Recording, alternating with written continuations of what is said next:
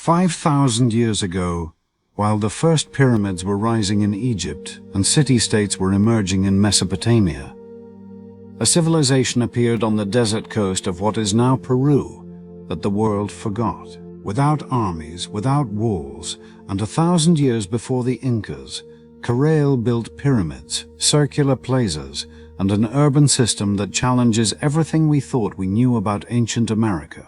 In their hands, cotton was worth as much as gold, music was part of everyday life, and trade linked the coast, the highlands, and the jungle.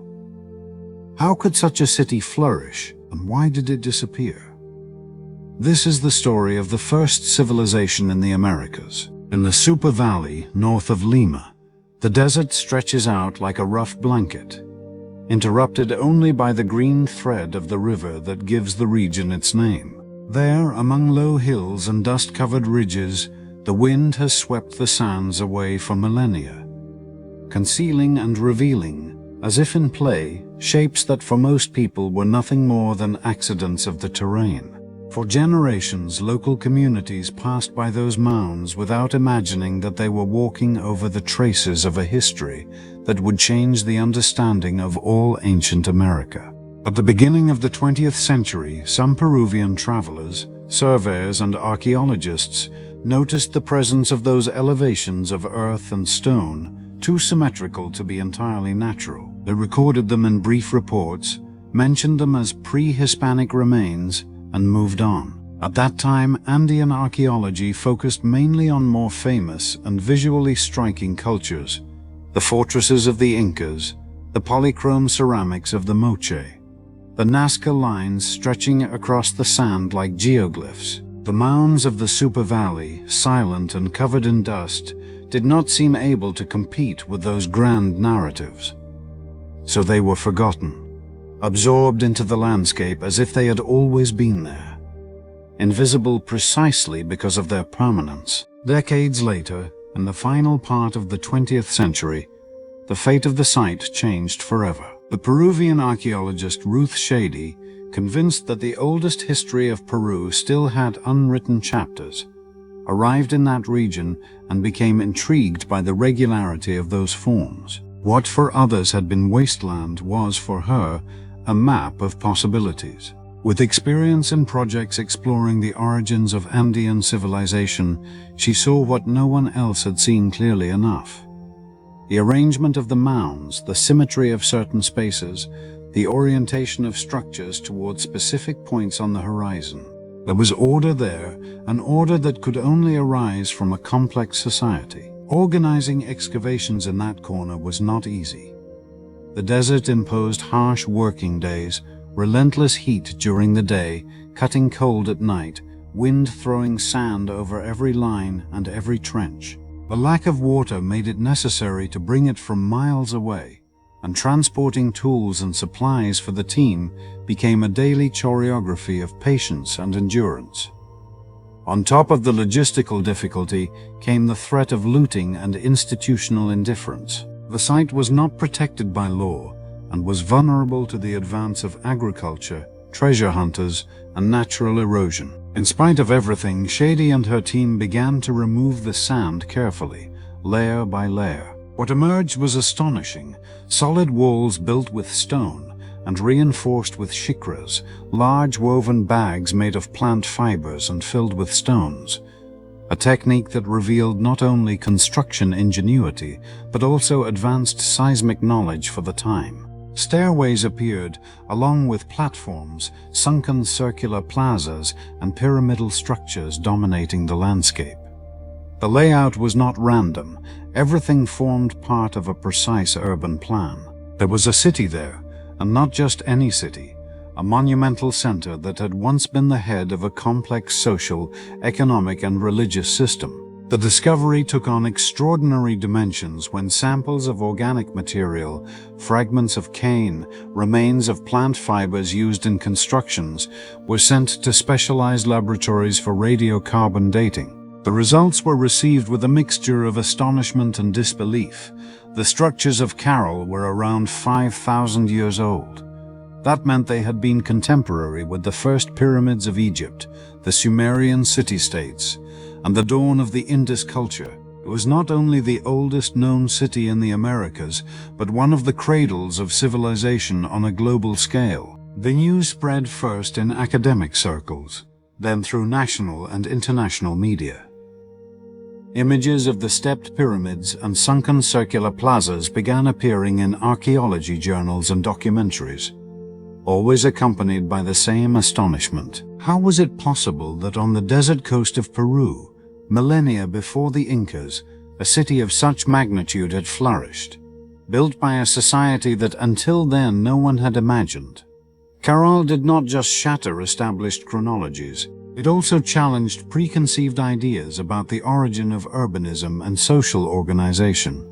There were no defensive walls, no weapons, no obvious traces of large-scale violence. Everything suggested that its power had been based on trade, religion, and organized cooperation rather than war. In a world where we usually associate the rise of great civilizations with conquest and armies, Caral offered a different, almost subversive narrative. Today, walking through Caral is entering a space where time dissolves.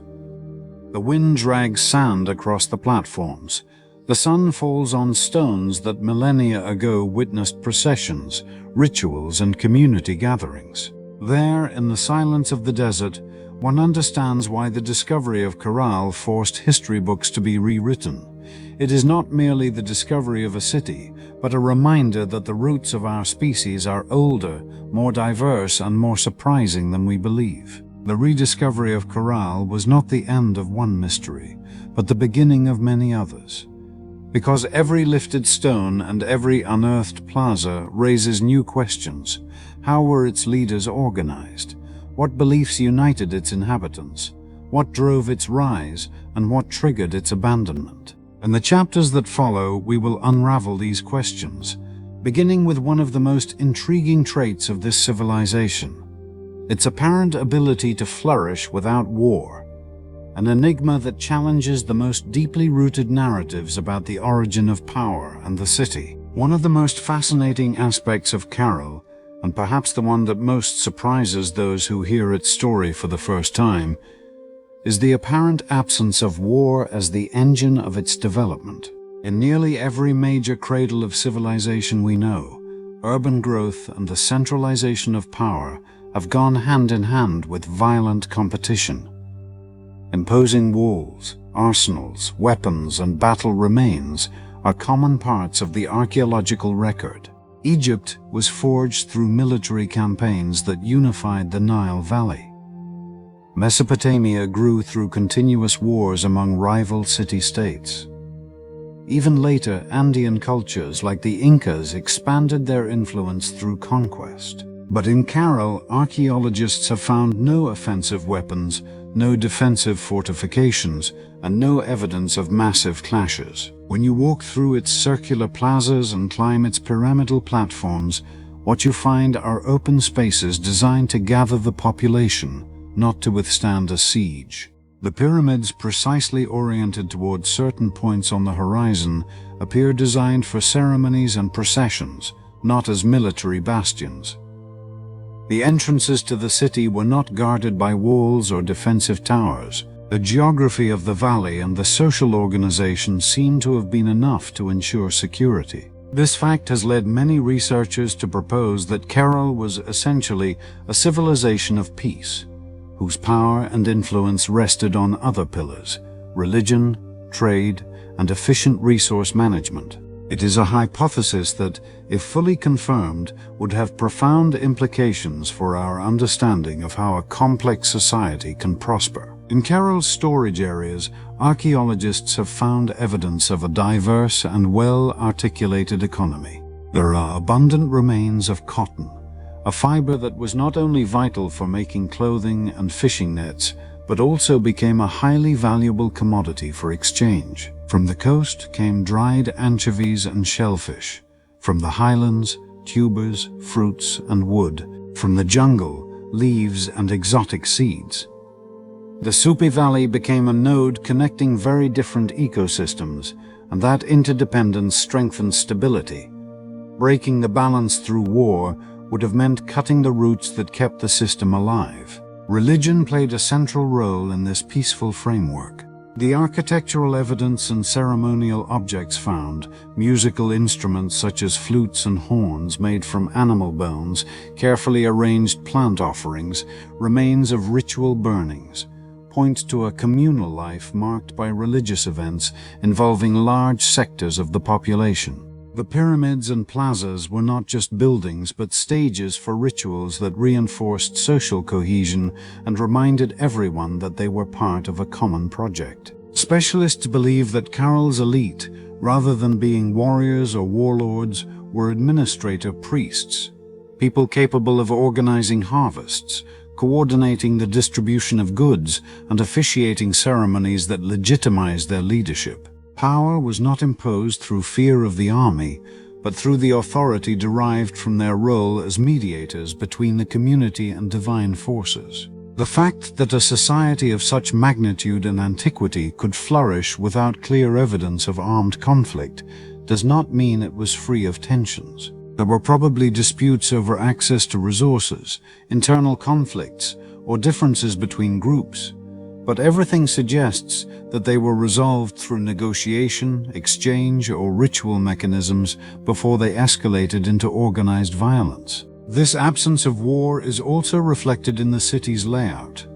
The residential neighborhoods do not show extreme differences in size or location, suggesting a sharp separation between classes, as happens in many cities structured by military force. There are larger sectors and more modest ones, but all are integrated into the urban fabric, linked by roads and plazas. In a world we often imagine governed by the law of the strongest, Caral presents a different model. A civilization that built pyramids and plazas, sustained broad trade, and endured for more than 1,000 years without war leaving a mark on its ruins. This not only makes it an exceptional case for archaeology, but also a reference point for reflecting on forms of human organization that prioritize cooperation over conflict. And yet even the most peaceful societies are exposed to the forces of change. The balance Caral had managed to maintain depended on environmental, economic, and cultural factors that, as we will see later, eventually began to shift. Before reaching that point, in the next chapter we will pause on one of the most impressive elements to survive from this world without wars. The monumental architecture that 5,000 years later still defies the passage of time and tells its story in stone. Caral does not appear as a group of isolated ruins in the middle of the desert.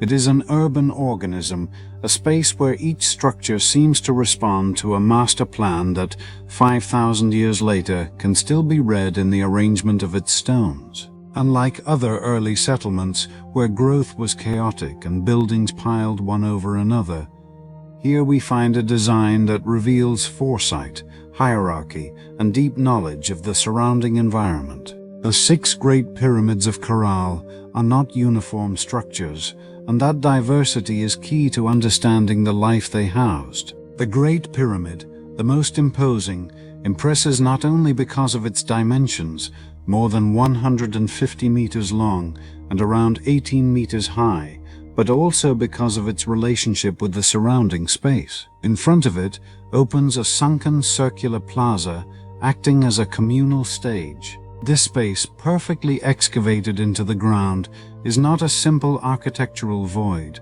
It is a gathering point designed to concentrate the population during ceremonies and events. Its sunken form not only favored acoustics, allowing the sound of instruments and voices to carry, but also created a sense of enclosure, of being inside the ritual. The construction system of the pyramids is another fascinating element. The walls were raised with cut stone arranged in regular rows, and the internal fills were stabilized with shikras, large bags woven from plant fibers and filled with selected stones.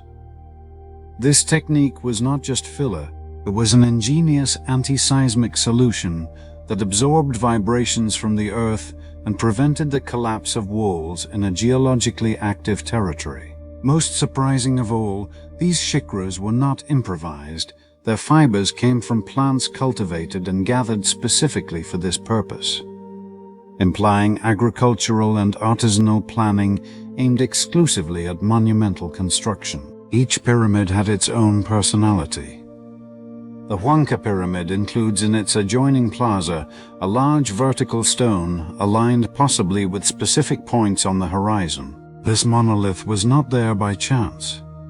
It may have served as an astronomical marker, helping to determine seasonal changes, or as a symbolic element connecting the earthly with the spiritual. The gallery pyramid shows internal passageways and enclosed rooms, some with evidence of controlled hearths and offering deposits, reserved spaces perhaps for private or restricted access rituals. Beyond the monumental structures, Caral stands out for its sunken circular plazas, a recurring feature that archaeology identifies as a hallmark of its culture. These plazas, always associated with larger constructions, were collective gathering places. The perfection of their circular layout and the solidity of their walls suggest that they were built with standardized tools and techniques, which speaks of knowledge shared and passed down through generations of specialized builders. In them, traces of hearths and remains of plant and marine offerings speak of ceremonies integrating foods and symbols from different ecosystems, a tangible reminder of the exchange network that sustained the city. The residential spaces were not improvised. Even the more modest dwellings, located in peripheral zones, followed a common construction pattern: stone foundations, wattle and daub walls, and light roofs allowing ventilation. Some houses had domestic work areas with fixed mortars for grinding grains or seeds, while others showed small household altars. The residences near the pyramids were larger and better finished, probably occupied by members of the administrative or priestly elite, but they did not form a closed neighborhood. The city maintained a spatial continuity that avoided radical segregation. The urban layout responded not only to social organization, but also to the relationship with the environment. Various archaeoastronomical studies have suggested that some structures are aligned with solar events, such as solstices and equinoxes. This would not have been an aesthetic whim. In an agricultural society, knowing when to sow and harvest is a matter of survival, and the buildings marking those moments were also symbols of authority for those who controlled astronomical knowledge. To imagine the people of Caral watching the sunrise on a key day in the calendar, seeing how the sun aligned with a stone or a wall, is to imagine a community linking architecture with time, nature, and social order. The procurement of materials for these works speaks of a well-developed economic and logistical system. The stone for the constructions came from nearby quarries, but the plant fibers for the shikras, the wood for scaffolding and roofs, and even some pigments for coatings and decorations came from other valleys and regions. This implied organized caravans, safe routes, and exchange agreements reaching beyond the Supe Valley. Building in Caral was not a silent activity or merely a functional one. The evidence suggests that the great works were community events involving a large part of the population. Experimental archaeology has shown that raising walls of these dimensions with the means of the time required coordination, rhythmic songs to pace the labor, scheduled rests, and adequate nourishment for the workers. Construction thus became a collective act, reinforcing identity and shared pride. Today, walking through Caral is entering into a dialogue with the past. From the top of the Great Pyramid, the visitor can see the web of plazas, dwellings, and platforms stretching to the river and beyond. It is a landscape that, despite its antiquity, preserves the logic of a living city, spaces for work, worship, assembly, and administration. The absence of walls or defenses does not mean naivety, but rather that its urban design prioritized integration and communication, not exclusion. Caral's monumental architecture is, ultimately, a physical manifestation of its values and worldview. Every stone, every alignment, every sunken space was designed to reinforce social cohesion, channel collective energy, and maintain the delicate balance between the city and its surroundings. 5,000 years later, those structures still stand not only as ruins, but as a message that has survived the centuries. That of a society that knew how to build greatness without fortifying fear, that understood architecture as a bridge between people, nature, and the sacred. In the next chapter, we will explore how this architectural magnificence was not an isolated whim, but the result of a solid economy and a network of exchanges linking distant regions, guaranteeing the constant flow of resources, ideas, and symbols that shaped life in Caral. Caral's architectural splendor would not have been possible without a solid economic engine feeding daily life and the great collective projects. In a valley where desert and river coexist in a fragile balance, survival and development depended on more than good harvests. They required an exchange system connecting different ecosystems, guaranteeing a constant flow of resources and allowing the specialization of labor. The Super Valley offered fertile land along the river for cultivation, but it lacked many essential products. That lack became an opportunity. Caral turned into the center of a network of exchanges linking the coast, the highlands, and the jungle. This network was neither improvised nor sporadic. It was organized and sustained over time, like an artery carrying life to the city. Caral's star product was cotton. Unlike food, which could be produced in many regions, the cotton grown in the valley was of exceptional quality. It was not used for clothing in the modern sense, but mainly for making fishing nets, ropes, and fine textiles that became highly valuable trade goods. Coastal fishermen depended on those nets to catch anchovies and other fish, and in return they sent Caral dried fish, high in protein and easy to preserve, complementing the local diet and also serving as ritual offerings. Different products arrived from the highlands. Tubers such as potatoes and oca, Andean grains, high-altitude wood, and coca leaves, which had not only medicinal uses but also strong symbolic and ceremonial value. From the more distant jungle came seeds, fruits, exotic feathers, and aromatic resins. These goods not only enriched Caral's diet and material life, but also reinforced the image of the city as a place where things from everywhere came together, increasing its prestige. The local agricultural system was carefully adapted to the environment. Irrigation canals carried water from the Super River to organized plots where squash, beans, paki, and chili peppers were cultivated. These plants were not only consumed. Some, like chili peppers, were used as preservatives and seasonings for the fish arriving from the coast. Agriculture was not just subsistence.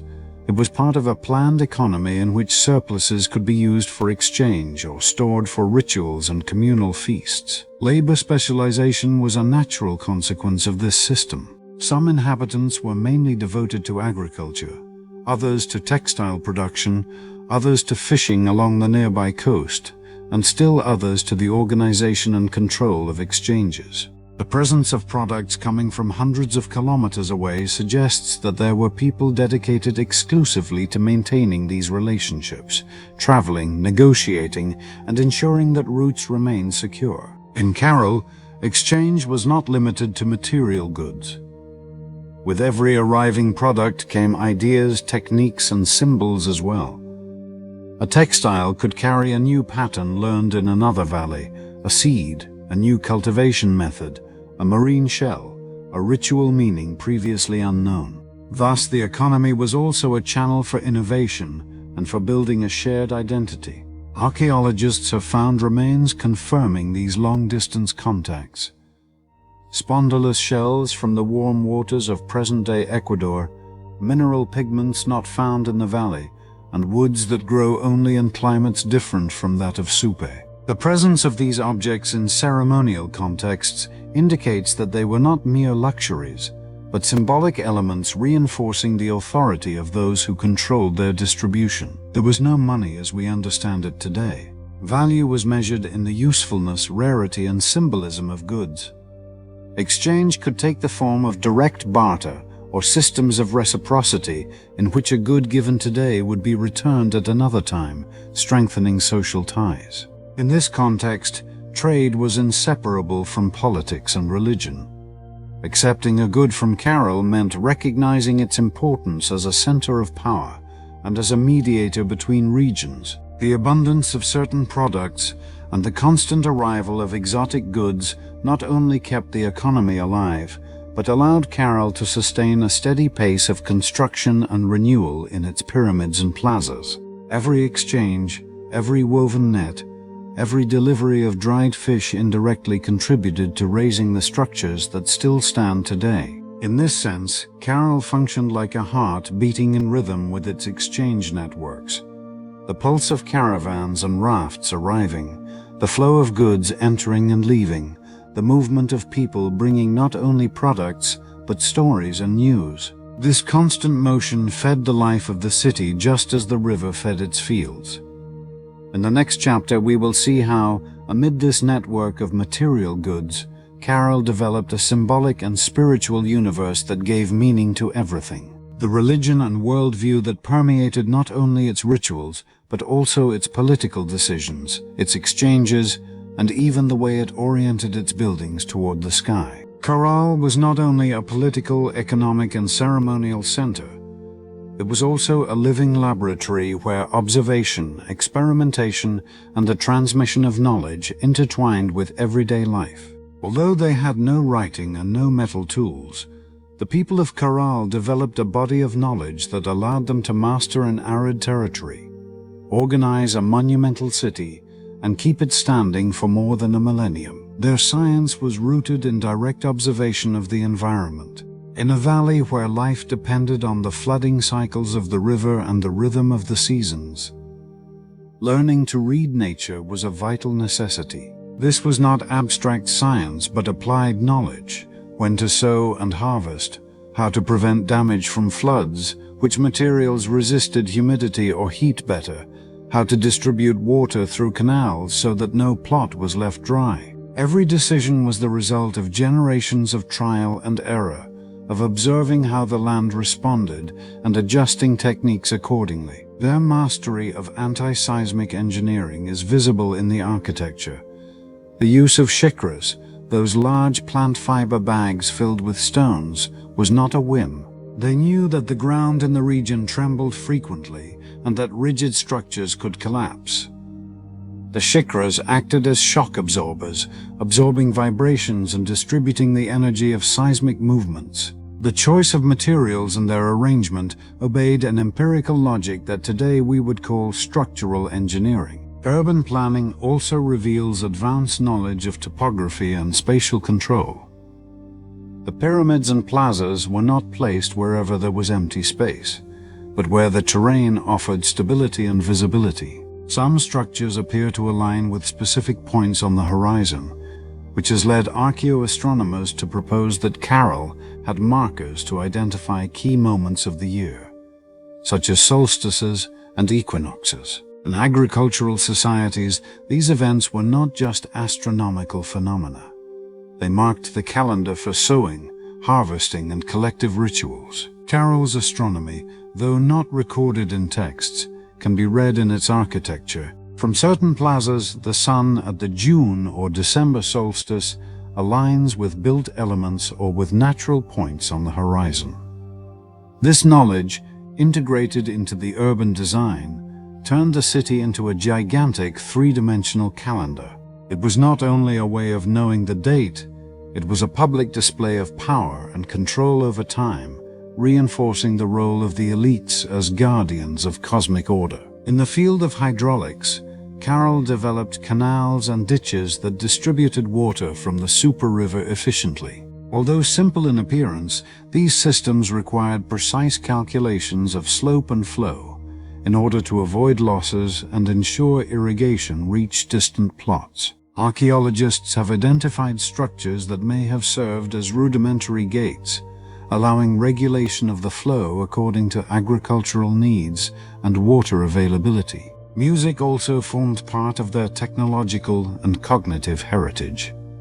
Excavations have uncovered flutes and horns made from animal bones, some finely decorated. Their existence implies knowledge of acoustics, the selection of materials, and tuning to produce specific sounds. These instruments, far from being objects of leisure alone, formed part of ceremonies and rituals, and were probably used to coordinate collective labor or mark important events. The use of natural resources was based on a deep understanding of the properties of each material.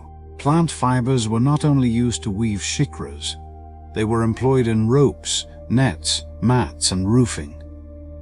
Mud was used in coatings that insulated against heat and in floors resistant to humidity. Stones were selected according to hardness and shape for walls or foundations. Nothing was random. There was a science behind every choice.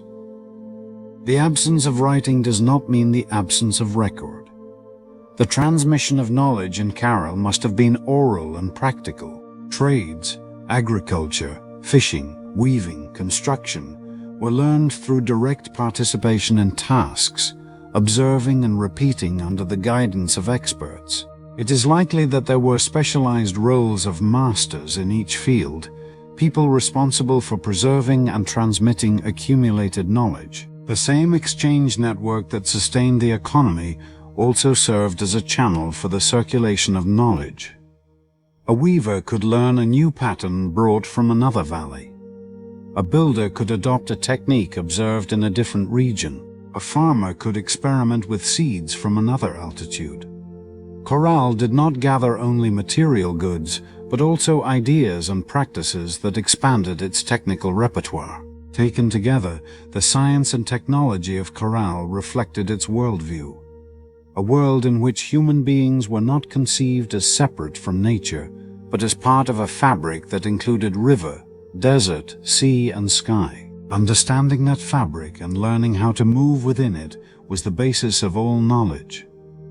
That integrative vision is perhaps the greatest lesson Caral leaves us, that science does not arise in isolation, but as a response to the needs and aspirations of a community. In the next chapter, we will enter fully into the symbolic heart of this civilization, its religion and worldview, the spiritual framework that gave meaning to every act, from planting a seed to building a pyramid. In Caral, religion was not a compartment separate from daily life. It permeated everything. It was the framework that gave meaning to social organization, justified hierarchies, guided the economy, and dictated the agricultural calendar. The visible order of the city, its pyramids, plazas, and alignments, was a tangible reflection of an invisible order, the cosmic order that its inhabitants believed they shared with superior forces and entities. Walking through its sunken circular plazas, it is hard not to imagine the bustle of a ceremony. Men and women dressed in carefully made textiles, carrying offerings of food, marine shells, or plant fibers. Priests and authorities at the front, perhaps bearing decorated staffs or distinctive headdresses.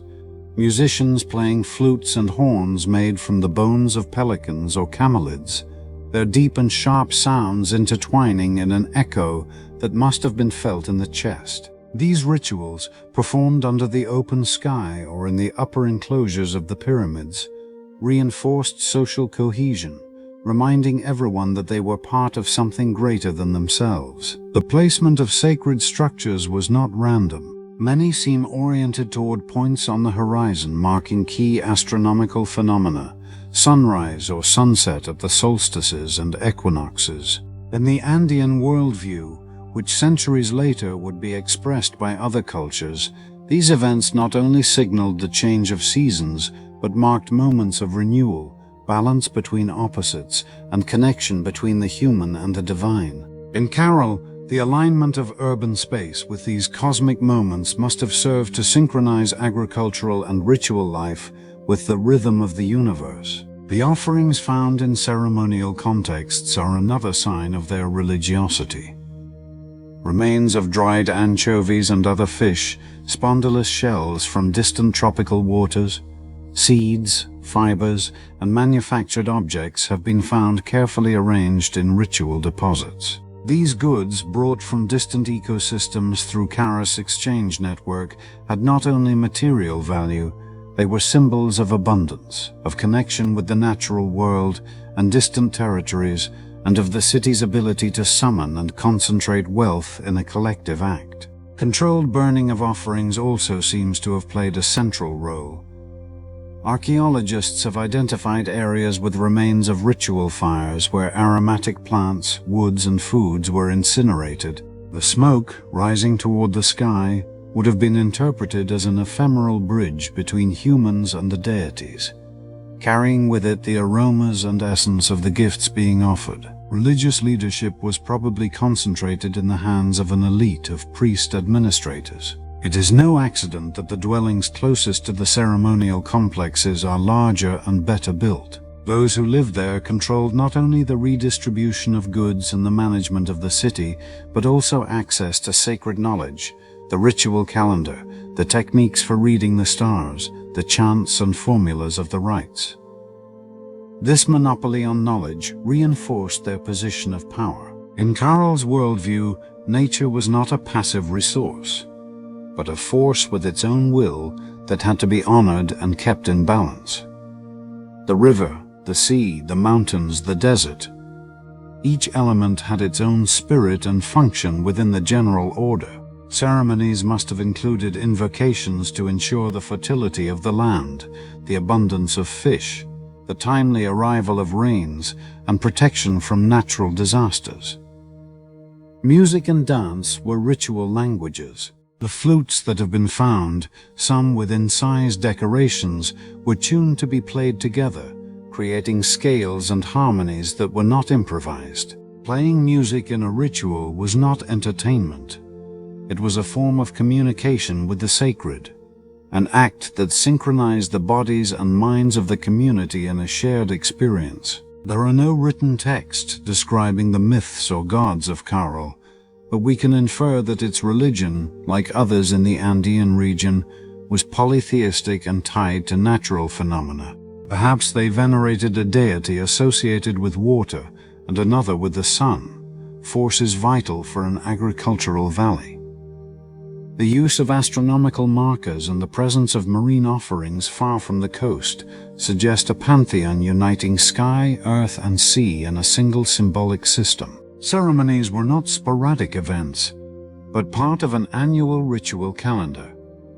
Agricultural labor, exchange expeditions, and construction works could be interrupted to make way for festivities reinforcing collective identity. During these days, the city was transformed.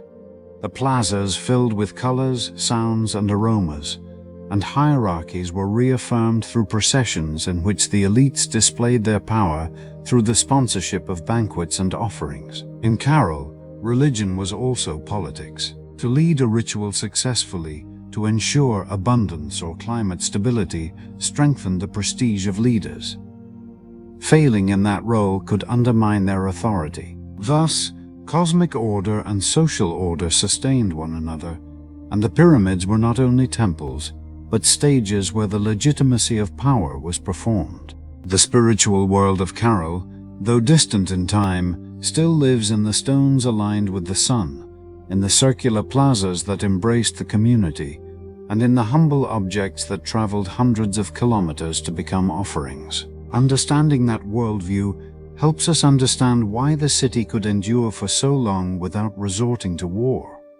Its strength lay in uniting people around a common project, combining the practical with the sacred. In the next chapter, we will explore a critical point in that story, the mystery of its decline. Because although Caral shone for more than 1,000 years, at some point its plazas fell empty, its canals dried up, and its pyramids were left in silence. For more than a millennium, Caral was the beating heart of the Super Valley, a center articulating trade networks, agricultural production, religious ceremonies, and a stable political system. Yet at some point in its long history, the plazas emptied, the canals were no longer maintained, and the pyramids ceased receiving offerings. The end of Caral did not come with a battle, nor with the arrival of an invading army. It was a silent process, and for that very reason more difficult to decipher. Archaeology has found no traces of massive violence. There are no mass graves with victims of war, no layers of ash indicating widespread burning from attacks, and no hastily raised walls to defend the city. This rules out, or at least reduces, the possibility that Caral disappeared because of military conquest. The clues point to other, subtler and more complex scenarios in which nature and internal dynamics played decisive roles. One of the strongest hypotheses is linked to climate change and phenomena such as El Niño. Caral depended on a delicate balance. The flow of the Super River, fed by seasonal rains in the highlands, irrigated the fields and sustained the population. If rainfall decreased for several consecutive years, agricultural production could fall drastically, causing food shortages and social tensions. On the other hand, a severe El Niño event could have the opposite effect. Torrential rains in the upper regions, river overflows, and destruction of canals and agricultural infrastructure. In either case, the economic and social base of the city would have been compromised. Geological and paleoclimatic records from the region show evidence of environmental fluctuations during the period when Caral began to decline. Sediments carried by floods and deposits of fine wind-blown sand suggest that the valley may have faced alternating droughts and destructive floods. These changes affected not only agriculture, but also exchange routes. A severe climatic event could reduce fish catches on the coast or block passes to the highlands. Another hypothesis points to transformations in exchange networks. Caral prospered thanks to its ability to concentrate and redistribute goods from different regions. If, for climatic, political, or demographic reasons, those routes were interrupted, the city may have lost its central role. Other communities, smaller or located in strategic places, may have absorbed part of that trade, reducing Caral's importance and weakening its influence. Nor can the possibility of internal changes be ruled out. A society that had maintained a relatively peaceful balance for centuries may have faced internal social tensions, disputes over the control of increasingly scarce resources, disagreements within the priestly administrative elite, or fractures among sectors of the population dependent on different forms of production. Without writing, we have no chronicles telling us of rebellions or dissent, but indirect evidence, such as the reorganization of certain spaces or the gradual abandonment of central areas, suggests that the decline may have begun from within. The process was not immediate. Archaeological studies indicate that some areas of Caral were abandoned before others, and that the constructions were not destroyed, but simply left to the mercy of time.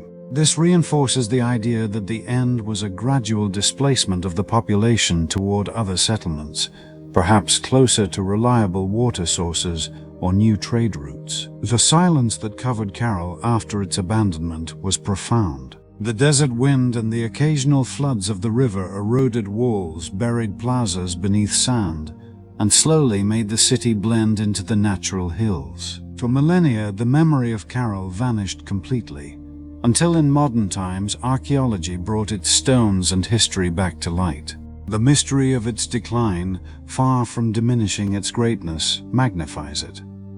Caral did not fall to the sword or the ambition of a conqueror, but to forces that still challenge human control today: climate, environment, and the tensions of interdependence. It is a lesson in historical humility, a reminder that even the most stable and creative societies are vulnerable to changes that cannot always be foreseen or stopped. In the next chapter, we will place Caral on the great board of world history, comparing its antiquity, development, and legacy with other contemporary civilizations in order to better understand its singularity and its place in the story of humanity. Around the year 3000 before Christ, the world was passing through one of the most decisive moments in its history. In different regions of the planet, and without contact with one another, human communities were making the definitive leap from agricultural villages to planned urban centers. Cities were emerging, temples were being raised,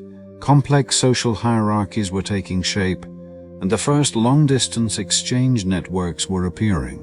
It was the birth of what we now call civilization. And although we usually think of Egypt, Mesopotamia, or the Indus Valley as the places where it all began, on the desert coast of present-day Peru, a society was flourishing with the same ambition and creativity. Caral. While the Sumerians in Mesopotamia were erecting the first city-states such as Uruk and with ziggurats rising over the plain, and beginning to record commercial transactions, laws, and myths on clay tablets, the pharaohs in the Nile Valley were consolidating their authority and launching the projects that would lead to the first stone pyramids. In the Indus Valley, scattered villages were growing into urban centers with drainage systems and straight streets astonishing for their planning.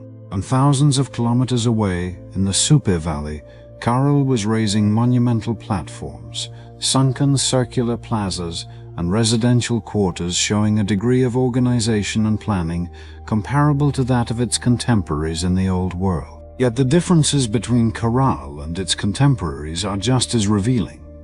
While in Mesopotamia and Egypt, war was a structuring factor, with walled cities and armies defending and expanding territories, in Caral, no evidence of large-scale armed conflict has been found. There are no remains of fortifications, arsenals, or military weapons.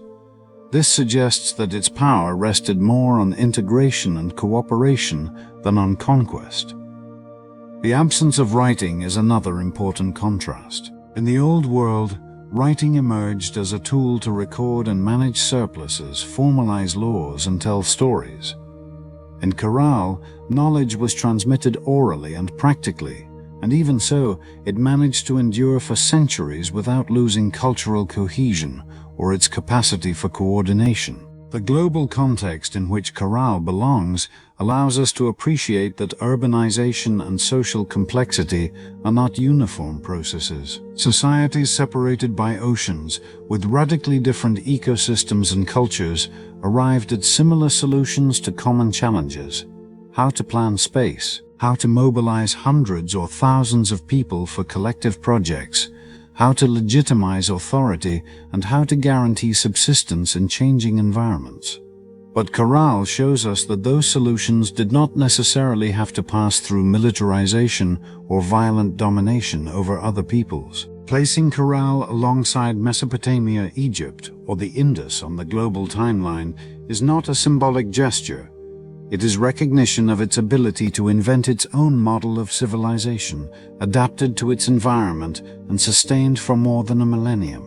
It is also an invitation to rethink our idea of what it means to be a civilization, and to recognize that the history of humanity is not written only from the most famous centers, but also from places like the Supe Valley, where, without contact with the rest of the world, one of the oldest and most astonishing cities on Earth was built. In the next chapter, we will look to the present and the future of Caral, exploring the challenges it faces in preserving its remains against modern threats that, ironically, may be more destructive than any enemy of its own time. After remaining hidden for millennia beneath the sand and silence of the desert, Caral returned to light thanks to archaeological work in the late 20th century. But that return to collective memory has not meant rest. Today, the oldest city in the Americas faces threats that do not come from unavoidable natural catastrophes, but from contemporary human activity and an environment changing at an accelerated pace. One of the main challenges is the physical preservation of the structures. The pyramidal platforms, sunken circular plazas, and stone and mud walls were conceived to withstand the passage of time in a relatively stable desert environment. However, the climate is no longer the same as it was 5,000 years ago. The El Niño phenomenon, increasingly intense because of global climate change, causes torrential rains that erode and destabilize the walls. As water seeps in, it weakens the shikras and the mud mortar, key elements in seismic and structural resistance. When the rains are followed by long periods of extreme heat, the contrast accelerates deterioration. To these natural threats is added human pressure. The growth of nearby communities driven by agricultural expansion and urbanization is advancing toward the protected area. Fields, improvised roads, and informal settlements are moving dangerously close to sensitive areas of the site. In some cases, vibrations from heavy vehicles and agricultural machinery affect the stability of structures that, though they appear solid, are in a delicate balance. Looting is another persistent danger. Although Caral's international visibility has reduced large-scale theft, there are still people who excavate illegally in search of objects to sell on the black market. More than treasures, what they take are key pieces of the archaeological puzzle: pottery fragments, tools, organic remains capable of providing crucial data for understanding life in Caral. Every object removed without documentation is a page torn from history. To confront these threats, the Caral Supe Special Archaeological Project, led by archaeologist Ruth Shady, has promoted conservation plans combining research, restoration, and community education. One of the fundamental pillars is involving local populations not only as guardians of the site, but as direct beneficiaries of its preservation. Sustainable tourism programs have allowed visitors to follow controlled circuits, guided by people from the area who know not only the official history, but also the oral traditions and cultural value Caral holds for them. Tourism, when properly managed, thus becomes a tool for conservation and development. Every ticket, every guided tour, helps provide resources to fund restoration, improve infrastructure, and maintain permanent surveillance. But tourism is also a double-edged sword. An excessive flow of uncontrolled visitors could accelerate the wear of soils and structures. For that reason, the routes are carefully delimited, and elevated walkways have been built in some zones to prevent constant foot traffic from damaging the original floors. Another front of work is the exhaustive documentation of the site. Teams of archaeologists, architects, and photogrammetry specialists have created 3D models of the structures to record their current condition with millimetric precision. This information not only serves as a backup in case of damage, but also allows restoration interventions to be planned in a way that respects original techniques and materials. The struggle to preserve Caral is also political.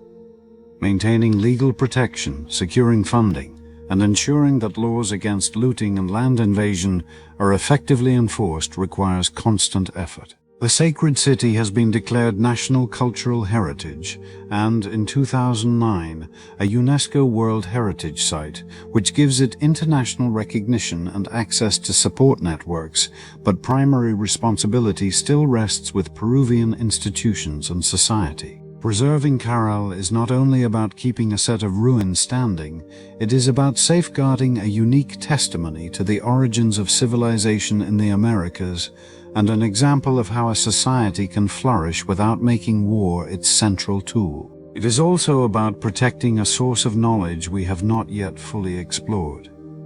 Every excavation reveals new data. Every laboratory analysis opens the door to questions that just a few decades ago we did not even know how to ask. In a world where modern cities are built and destroyed within decades, Caral reminds us that true monumentality is not measured only in height or size, but in the ability to endure and continue speaking to the present. Its preservation is ultimately a commitment to our collective memory, a way of saying that we understand the value of what connects us to our deepest roots. In the next and final chapter, we will speak of Caral's legacy. Not only what it tells us about the past, but what it can teach us as we think about the present and the future. When one stands in the middle of Caral's sunken circular plaza and looks toward the pyramids, one feels a strange mixture of distance and closeness. Distance, because 5,000 years separate us from the men and women who planned every stone and walked through these same spaces.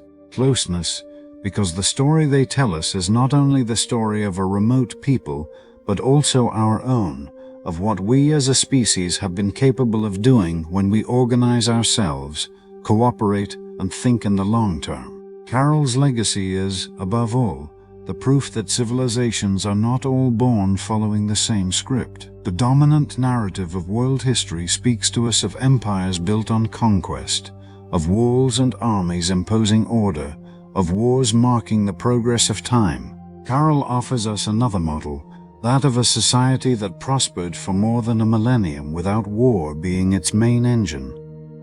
Its strength lay in trade, religion, and the integration of diverse communities into a system of mutual benefit.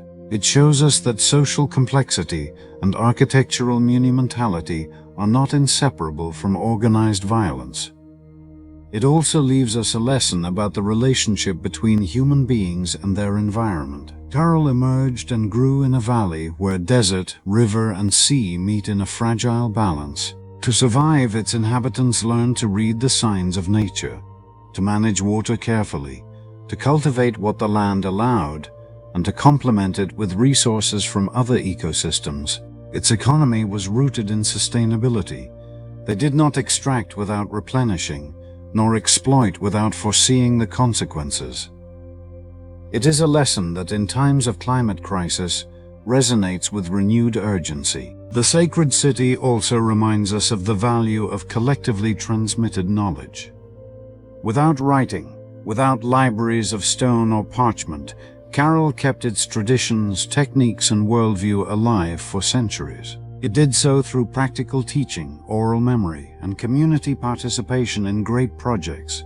It shows us that cultural memory does not depend only on documents, but on the active involvement of the community in its own history. In the cultural and symbolic sphere, Caral has returned to Peru and to all of the Americas, a forgotten chapter of their origins. Until just a few decades ago, the early history of the continent seemed to begin much later than in the Old World. The discovery and study of Caral changed that perception, placing the Americas on the same chronological level as Mesopotamia, Egypt, or the Indus, and reminding us that complex civilizations also arose here, while in other parts of the world, the first steps toward urban life were being taken. Its recognition as a UNESCO World Heritage Site has not only given it international visibility, but has consolidated its place in the collective imagination as a symbol of ingenuity, resilience, and organizational capacity. Caral is no longer only an archaeological site. It is a reference point for reflecting on what we are capable of building when we work together, on how the past can offer us alternative models for thinking about the present and the future. Perhaps the most powerful message Caral leaves us is that progress does not have only one form, nor only one direction. The story told by its stones, plazas, and canals is that of a people who found their own path, who imitated no one because they had no one to imitate, and who left a material testimony that cooperation, respect for the environment, and social cohesion can be the basis of a lasting civilization. Today, as the wind continues to move across the platforms and the sun lights the traces of ancient stairways, Caral invites us to look back in order to think forward. It reminds us that our decisions as a society leave marks that can last for millennia, for better or worse, and that perhaps the true legacy of a civilization is measured not only by the works it raises, but by the principles that sustain it and that may inspire those who come after.